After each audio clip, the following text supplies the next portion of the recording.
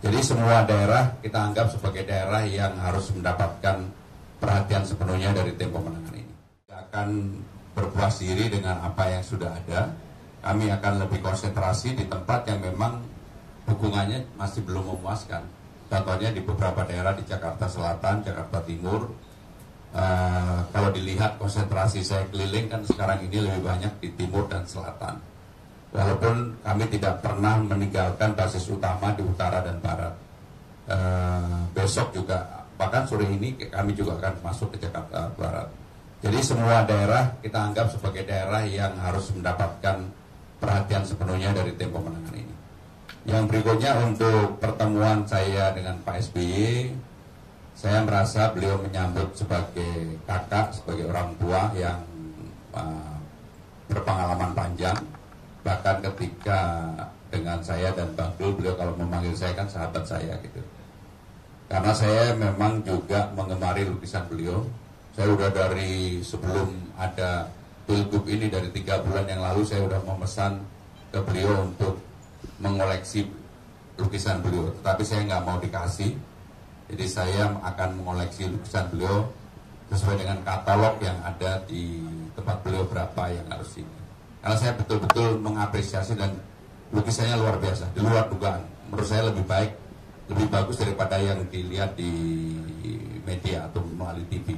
Itu yang ingin kami sampaikan. Untuk pertemuan dengan Mas Anies, Pak Jokowi, dan juga Pak Prabowo, tentunya kami akan agendakan yang dalam waktu dekat yang akan kami lakukan adalah bertemu dengan Mas Anies, karena memang udah waktunya untuk bertemu dengan Mas Anies.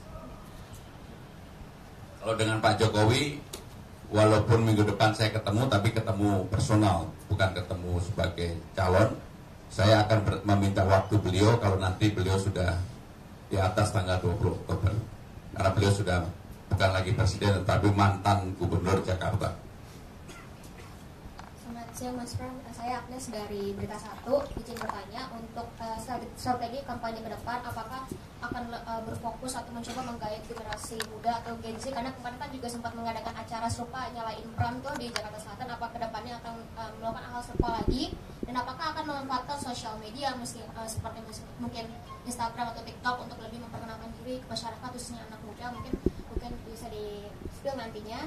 Kemudian kemarin juga kan Mas Pram juga sempat menjawab berbagai macam keluhan atau masukan dari masyarakat, terutama soal Persija, kemudian soal akses ke JIS dan sebagainya. Nah, apakah hal itu nantinya bakal menjadi penekanan saat Mas Pram memperkenalkan diri kepada masyarakat? Ya, terima kasih. Yang pertama, tidak bisa dipungkiri bahwa cara berkampanye dari waktu ke waktu harus ada perubahan.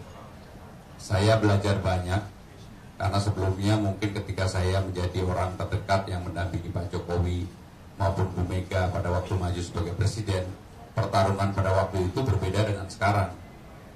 Dan saya juga sudah melakukan survei khusus untuk Gen Z dan milenial yang tidak kami publish. Itu merupakan modal untuk kita memotret bagaimana mereka. Bahkan perilaku yang sebelumnya tidak kami bayangkan, terutama saya pribadi, walaupun disertasi saya, doktor saya itu tentang politik komunikasi, saya nggak membayangkan ternyata sekarang ini perubahannya begitu drastis ketika sebagai akibat media sosial yang luar biasa. Maka kalau dilihat, saya ini adalah orang yang mau belajar, dan saya juga kaget ketika diajarin oleh anak saya dan temannya untuk TikTok.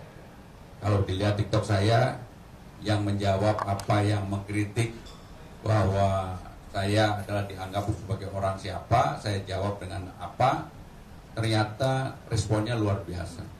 Sehingga dengan demikian ini proses pembelajaran yang kami jalankan, dan bagi saya harus mengupdate itu. Maka kalau dilihat TikTok saya, Instagram saya, maupun Twitter saya sekarang ini totally berubah. Tidak lagi yang konvensional dengan gaya Pramono Anung. Walaupun Bang Dul, silakan Bang. Walaupun saya yang memegang, tetapi ada hal sentuhan anak saya ataupun sentuhan dari tim media yang ada. Itu yang ingin kami sampaikan. Dan mengenai hal yang berkaitan dengan Persija, JIS dan sebagainya, kami konsisten untuk melakukan itu dan menyelesaikan persoalan itu. Jadi kalau ada pertanyaan berikutnya, Silakan. Pak, maaf tadi tertinggal mungkin sedikit tanggapan. KPU kan sudah menetapkan ya, mungkin tanggapan dari pasangan Pak Ram dan Bang Dul. Dan Bang Dul mungkin sedikit boleh informasinya, betul ya Bang Dul bahwa ada pergantian nama ya yang juga ditetapkan dalam pengadilan dan juga akan nanti disertakan dari surat-surat. Terima kasih. Yang pertama kami mengucapkan kalau memang benar ya, karena kami sudah ditetapkan, artinya pernah ada yang mau mem-PTUN-kan PDI dan sebagainya itu tidak berlaku. Jadi artinya kami secara sah sudah menjadi pasangan calon gubernur dan wakil gubernur Jakarta. Untuk nama kami persilakan Bang Dul. Ya, terima kasih Mas Pram. Betul teman-teman sekalian. Nama saya tidak berubah tapi bertambah. Ada 3 komponen tadi, Rano Dul Karno atau Rano Karno Sidul. Akhirnya saya bilang Haji Rano Karno SIP dalam kurung Sidul. Dan itu pengadilannya seperti itu. Jadi bukan pengganti, tapi apa ya? Apa sih istilahnya itu? Menyamai. Kalau Sidul adalah Rano Karno adalah Sidul. Intinya seperti itu. Nanti bisa dilihat hasil dari pengadilan. Itu. Cukup? Teman-teman? Silakan. Kalau cukup, oke. Makan siang dulu deh. Yuk, silakan. Minum. Udah aman. Ya, rekan-rekan media izin melaporkan hari demi hari, rangkaian demi rangkaian saya lalui. Salah satunya adalah sekarang sejumlah 64 kelompok relawan sebanyak itu ya, dan ormas dari berbagai wilayah Jakarta, dari skala RW kelurahan sampai skala kecamatan-kecamatan mendeklarasikan dalam acara deklarasi dukungan berhimpun dalam kelompok forum silaturahmi Bang Emil teman kita, kira-kira begitu. Jadi Bang Emil teman kita itu nama forum silaturahmi dari sebanyak 64 relawan dan ormas. Salah satunya memang diinisiasi oleh Pak Sanusi dan kelompok-kelompok yang lain. Saya mengaturkan terima kasih. Sepulang dari sini sudah saya perintahkan bekerja, mengkampanyekan kepada keluarga, tetangga, teman, dengan belusukan media sosial, ketemu tokoh, event, dan lain-lain.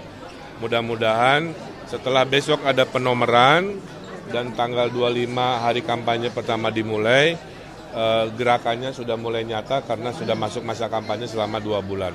Waktunya sangat pendek, mudah-mudahan pasangan Ridho bisa meraih kemenangan dalam 1 putaran, di mana mayoritas dukungannya datang dari elemen-elemen masyarakat sendiri. Baiknya terkait prosesnya gimana Bang? Untuk sebentar lagi kampanye ya? Ya, itu ada di Pak Riza, sebenarnya sudah selesai, tinggal tanya beliau aja kalau minta detailnya. Konfirmasi berarti tinggal pengumumannya? Tinggal pengumumannya udah selesai. Hah? Oh, nggak ada, nomornya sama aja. Waktu wali kota saya nomor 4, waktu pilgub saya nomor 1, menang-menang aja. Jadi tidak ada angka-angka spesial ya. Kalau dari Kimpas? 200 juta tuh, dan itu kan tiap tahun Pak. Dengan RW ada 2000 sekitar 2000-an di Jakarta, itu cukup nggak sih APBD-nya Pak? Mana? Dulu wali kota Bandung aja bisa 100 juta per RW, apalagi Jakarta dengan anggarannya, udah dihitung aman. Ada permintaan sendiri nggak Pak RK dari Kimpas Pak RK? Soal program Kang Emil yang meminjamkan uang tanpa agunan atau kredit mesra kepada masyarakat, itu kan dikritik katanya menumbuhkan semangat pinjol atau pinjaman-pinjaman seperti itu Kang, berhutang gitu. Nah Kang Emil menjawab keresahan ini bagaimana Kang? Justru itu jawaban supaya mereka tidak kepinjol, dikelola oleh pemerintah. Kalau diserahkan kepada hukum pasar, mereka jadi korban pinjol. Untuk melawan pinjol, maka pemerintah mengorganisasikan cara-cara pinjaman yang bisa dikendalikan dengan baik oleh peraturan pemerintah. Kedua, sudah saya buktikan, bukan gagasan baru. Silahkan Google, namanya Kredit Mesra Jawa Barat. Tadi di KPU katanya kan bakal ada 3 debat nih, Bang. Ada persiapan nggak sih untuk masalah? Udah 2 kali pilkada, tiap pilkada 3 kali debat, kali 6 berarti udah pernah 6 kali debat. Jadi persiapan yang penting saya berbasis data, berbasis solusi, berbasis pengalaman. Nggak ada, yang penting doain sehat aja. Terakhir, PON kemarin Jawa Barat mengalahkan DKI, seperti apa tanggapannya? Ya namanya juga PON, ada menang ada kalah. Jadi ya biasa aja itu mah. Setiap daerah berusaha semaksimal mungkin. Kalau saya Gubernur Jakarta ya berusaha semaksimal mungkin supaya juara, itu aja. Dulu di zaman sebelumnya ya saya berusaha jadi juara. Dan alhamdulillah dikabulkan. Mudah-mudahan jadi Gubernur Jakarta, Jakartanya juga juara. Amin.